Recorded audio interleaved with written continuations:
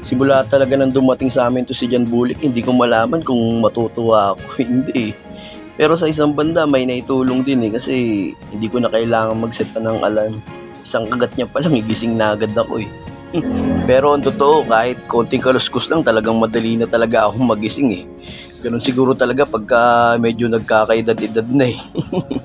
Ewan ko ba? Para sa akin kasi katropa, pag ganitong madaling araw, sarap magkape-kape sa kalsada eh. Sa umaga kasi masyadong maingay na, hindi kagaya ganitong madaling araw eh. Tahimik ng ng ambience eh. Tsaka ito yung time katropa na masarap magmuni-muni. Kasi sa totoo lang katropa, sa edad ko na to, hindi pa rin ako nawawalan ng pag-asa na na baka isang araw may dumating pa na oportunidad sa atin eh. Siyempre, hindi naman sa na ayaw ko yung ginagawa ko ngayon, yung pagmamaneho, yung pag-aasikaso sa bahay. Siyempre, di ba tropa, meron din tayong mga nakapending pa na pangarap. Paano kung lagi kang tanghali magising paano kung madaling araw pala dumadating yung mga oportunidad na yun, di hindi tayo nakakakuha.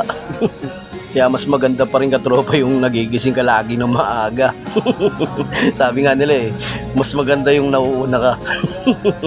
Kasi sa seryoso lang katropa, sa panahon talaga ngayon hindi na pwede yung sapat lang yung meron ka lang. Dapat talaga meron kang pasobra meron kang pang-backup. Kasi hindi natin masabi yung panahon ngayon katropa Di ba nangyari na yun ng pandemic? Kung wala lang talagang mga tumulong sa amin baka gutom rin talaga yung inaabot namin nun.